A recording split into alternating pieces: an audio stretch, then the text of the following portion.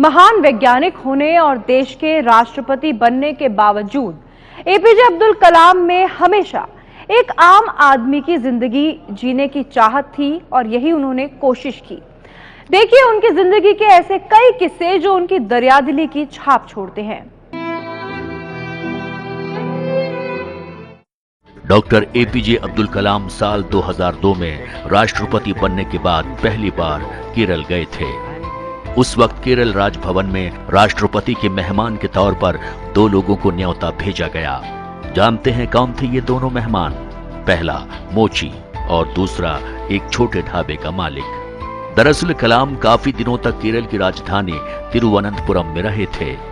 तभी से उनकी सड़क पर बैठने वाले मोची से जान पहचान हो गई थी। उस दौरान अक्सर वो एक ढाबे में खाना खाने जाया करते थे। राष्ट्रपति बनने के बाद भी डॉक्टर कलाम इन्हें नहीं भूले और जब मेहमानों को बुलाने की बारी आई तो कलाम ने उन दोनों को खास तौर से चुना।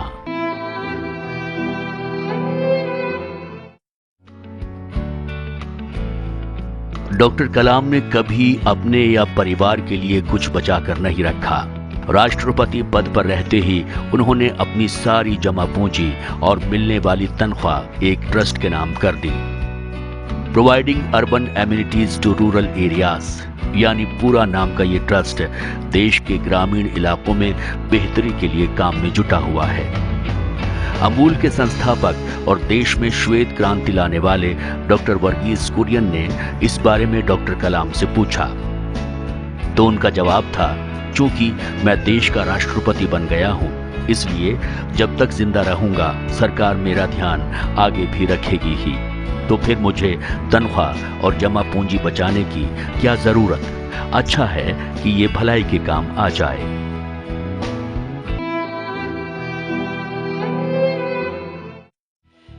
डॉक्टर कलाम जब डीआरडीओ के डायरेक्टर थे, बात तब की है। अग्नि मिसाइल पर काम चल रहा था। काम का दबाव काफी था। उसी दौरान एक दिन एक जूनियर वैज्ञानिक ने डॉक्टर कलाम से आकर कहा कि मैंने अपने बच्चों से वादा किया है कि उन्हें प्रदर्शनी घुमाने ले जाऊंगा, इसलिए आज थोड़ा पहले मुझे छुट्टी दे दीजिए। कलाम ने खुशी खुशी हामी भर दी। उस दिन वो जूनियर वैज्ञानिक काम में ऐसा मशगूल हुआ कि उसे प्रदर्शनी जाने की बात याद ही नहीं रही। जब वो रात को घर पहुंचा तो ये जानकर हैरान रह गया कि डॉक्टर कलाम वक्त पर उसके घर पहुंच गए और बच्चों को प्रदर्शनी घुमाने ले गए ताकि काम में फंसकर उसका वादा न टूटे।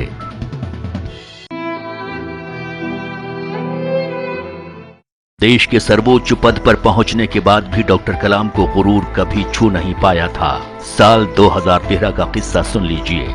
आईआईटी वाराणसी में दीक्षांत समारोह के मौके पर उन्हें बतौर मुख्य अतिथि आमंत्रित किया गया था। कार्यक्रम में मंच पर 5 कुर्सियां लगाई गई थीं, जिसमें बीच वाली कुर्सी पर डॉक्टर कलाम को बैठना था। लेकिन वहां मौजूद हर शख्स उस वक्त हैरान रह गया जब कलाम ने बीच वाली कुर्सी पर बैठने से मना कर दिया। वजह थी बीच वाली कुर्सी बाकी 4 कुर्सियों से बड़ी थी। कलाम बैठने के लिए तभी राजी हुए जब आयोजकों ने बड़ी कुर्सी हटाकर बाकी कुर्सियों के बराबर की कुर्सी मंगवाई।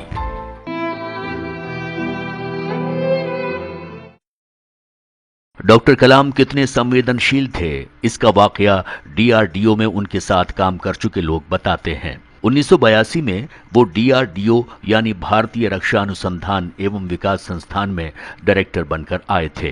डीआरडीओ की सुरक्षा को और पुख्ता करने की बात उठी। उसकी 4 दीवारी पर कांच के टुकड़े लगाने का प्रस्ताव भी आया, लेकिन कलाम ने इसकी सहमति नहीं दी। उनका कहना था कि 4 दीवारी पर कांच के टुकड़े लगे तो उस पर पक्षी नहीं बैठ पाएंगे और उनके घायल होने की आशंका भी बढ़ जाएगी। उनकी इस सोच का नतीजा था कि डीआरडीओ की दीवारों पर कांच के टुकड़े नहीं लगे।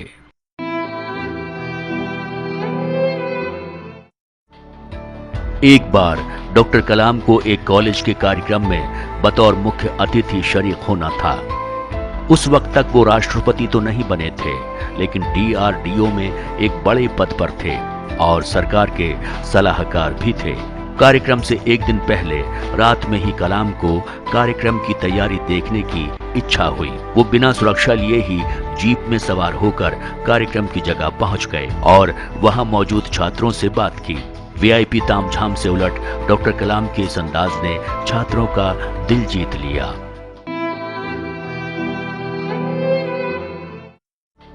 साल 2002 की बात है। डॉक्टर कलाम का नाम अगले राष्ट्रपति के रूप में तय हो चुका था। उसी दौरान एक स्कूल ने उनसे छात्रों को संबोधित करने की गुजारिश की। बिना सुरक्षा तामझाम के डॉक्टर कलाम उस कार्यक्रम में शरीक हुए। 400 छात्रों के सामने वो भाषण देने के लिए खड़े हुए ही थे कि बिजली गुल हो गई। आयोजक जब तक कुछ सोचते, डॉक्टर कलाम छात्रों के बीच पहुंच गए और बिना माइक के अपनी बात रखी और छात्रों के सवालों का जवाब दिया। डॉक्टर कलाम दूसरों की मेहनत और खूबियों को तहे दिल से सराहते थे और अपने हाथों से थैंक यू कार्ड बनाकर ऐसे लोगों को भेजा करते थे। डॉक्टर कलाम जब राष्ट्रपति थे, उस दौरान नमन नारायण नाम के एक कलाकार ने उनका स्केच बनाया और उन्हें भेजा। नमन के पास जब राष्ट्रपति डॉक्टर कलाम का हाथ से बना थैंक यू कार्ड और संदेश पहुंचा तो वो भौचक्के थे। उन्हें उम्मीद नहीं थी कि देश के महामहिम इस तरह दोस्ताना अंदाज में उन्हें शाबाशी देंगे।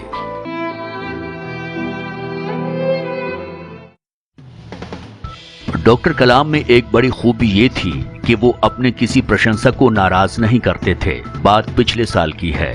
डॉक्टर कलाम IIM अहमदाबाद के एक कार्यक्रम में मुख्य अतिथि बनकर गए। कार्यक्रम से पहले छात्रों ने डॉक्टर कलाम के साथ लंच किया और छात्रों की गुजारिश पर उनके साथ तस्वीरें खिंचवाने लगे। कार्यक्रम में देरी होती देख आयोजकों ने छात्रों को तस्वीरें लेने से मना किया। इस पर कलाम ने छात्रों से कहा कि कार्यक्रम के बाद मैं तब तक यहां से नहीं जाऊंगा जब तक आप सभी के साथ मेरी तस्वीर ना हो जाए। ऐसे थे डॉक्टर कलाम।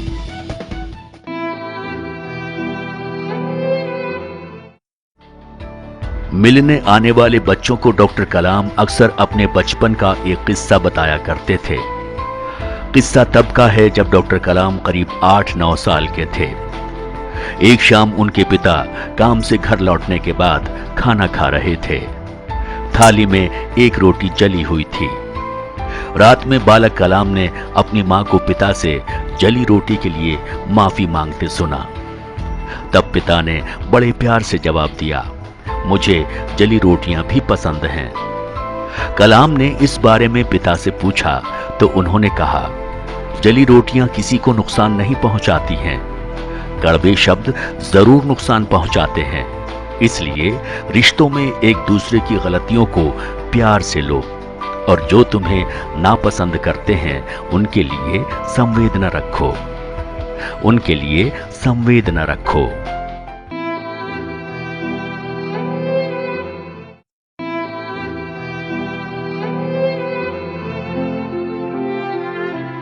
ऐसे एक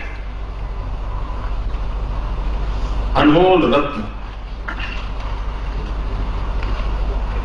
विविध प्रतिभाओं के धनी भारत मां के लाल हमारे बीच नहीं है। हम लोगों ने बहुत कुछ गंवाया है, बहुत कुछ खोया है, लेकिन उनका जीवन हमें प्रेरणा देता रहे, नई पीढ़ी को प्रेरणा देता रहे और जिन सपनों को उन्होंने देखा उन सपनों को पूरा करने के लिए उनके आशीर्वाद हमें सदा सदा बने रहे।